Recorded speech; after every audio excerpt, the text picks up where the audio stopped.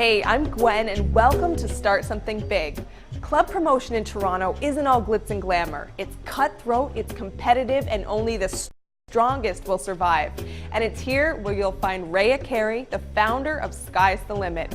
Raia is one of the most hardworking and well-respected women and is literally a force to be reckoned with in the industry. So we caught up with her to find out how she got her start.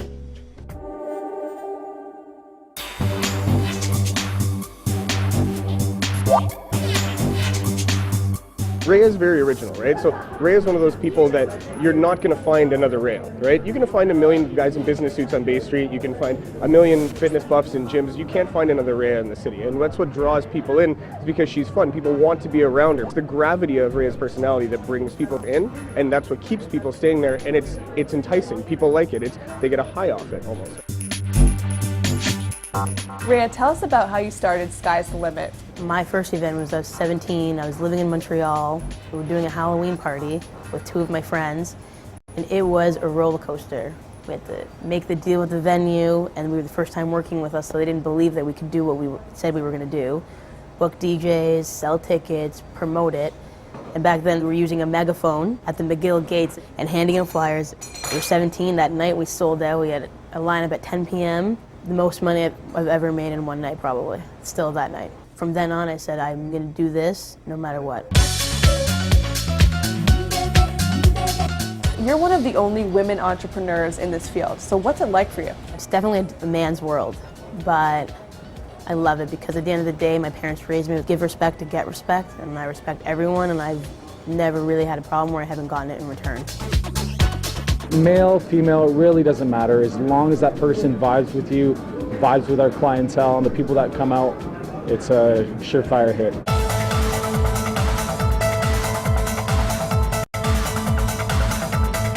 Raia's a female in this industry, and there's not many. What do you think it is about her that's been able to kind of stay afloat and thrive in this industry? It's essentially her ability to adapt with different venues and adapt with different clientele. Raia's got people that are, 19-year-old kids that are coming out and that are doing their first birthday in Toronto that love coming out, and they have that amazing first experience, and you don't find that in a lot of female promoters. You don't find a lot of female promoters to begin with, but not only does she have the ability to tap into that market, she has the ability to tap into an older clientele as well. So she can bring in people in their mid-20s, people in their late 20s, people in their early 30s, all different styles of venues, and that's what brings people in for her, because she's able to do that where not everybody is, and it's a very, very male-dominated world, and she's able to come in and not only maintain it, but essentially dominate her specific piece of that niche.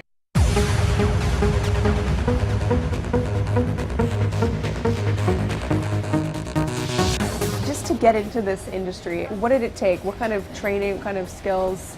The skills aside from school would definitely be a people person, respectful, patient, good with words. And then the school side of it, I did psychology and marketing. So I kind of understand why people want to party and the best ways to get them to that party.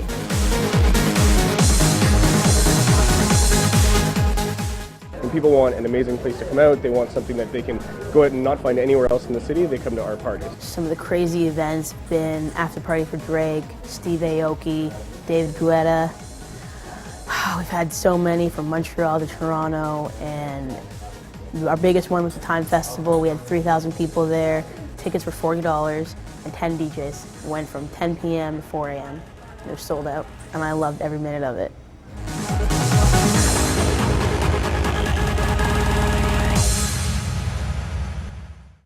Where do you get these connections with these big people? A lot of the connections I've built have been over the years, and purely just from having a conversation with someone and being respectful.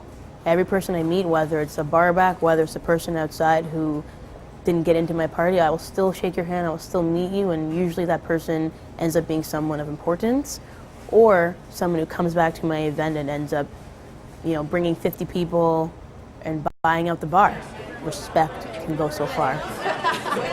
Raia, she's a boss, but she definitely has that quality where she makes everyone feel like they're her friend. And I think that's very important. So people, aren't afraid to call her up or text message her, or they feel really close to her. And I think that's one of her best qualities. One time I was coming into my party late, and it was around 12, and a girl outside was crying. She had a crown on, so I figured it's her birthday. And apparently there was a mix-up. She wasn't even from our party. Another company had booked her booth, and it wasn't there, and booths were sold out. She's crying, she has 20 friends outside. I walk in, they're yelling with the bouncer. I said, let me handle this. I'm like, is it your birthday? She's bawling, tears running down her face, mascara. I was like, I will take care of everything. How many friends are you with? She was like, 10. So I said, okay, I'll take all your friends in. The booths are sold out. There's nothing I can do about that, but I'll get you drink tickets, and you guys can hang out in my booth. By the end of the night, she was happy, smiling, in pictures. Every year she spends her birthday with me now.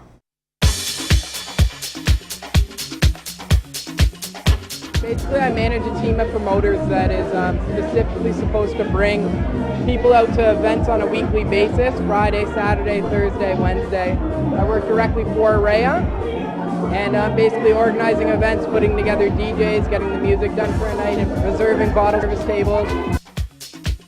It's really good to work with Raia, especially in this business. It's really nice to have someone who's trustworthy, someone you can depend on, and someone who's also a really good friend.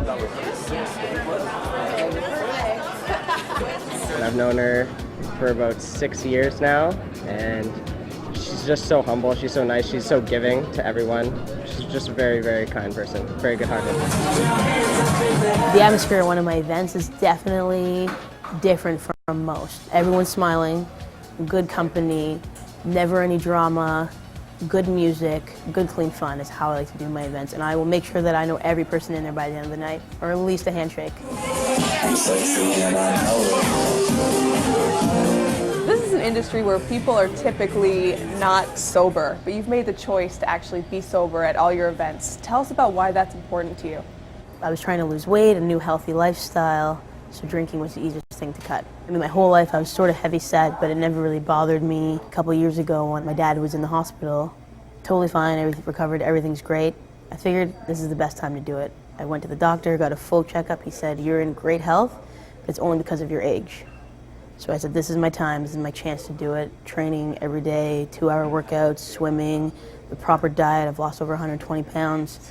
Still going strong, but I feel a lot better. And so with that weight loss, I did it a lot with drinking. So in being in events, that was a struggle at first, but it's been over a year now. At times, being the only sober person in the event is hard, but because I love it, it keeps me going. I have a Red Bull, I have water. I'm constantly surrounded by good friends, good people, good music, and at the end of the day, I'm still having a good time.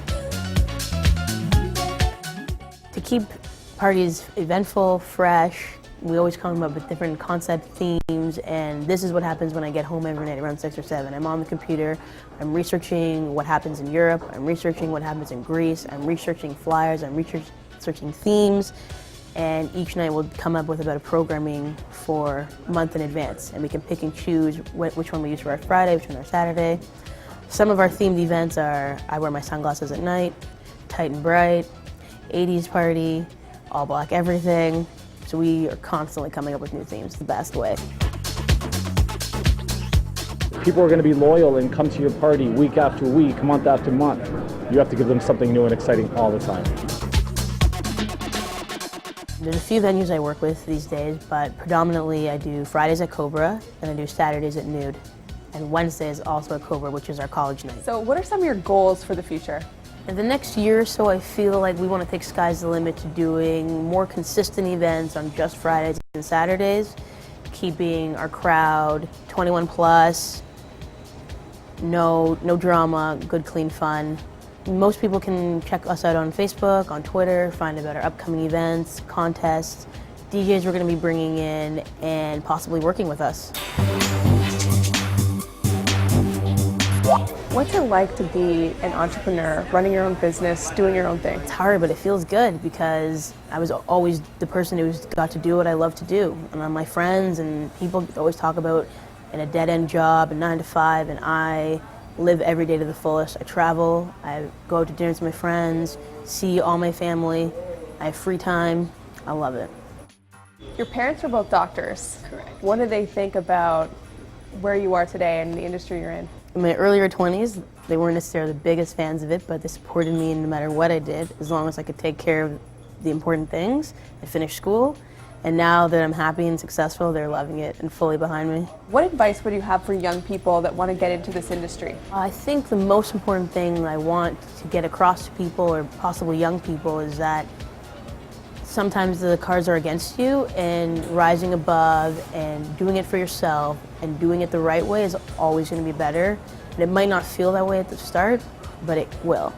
Like I had mentioned in the beginning, you know, not doing so well in high school, I decided to change that around. I became the most improved student in grade 11 and grade 12.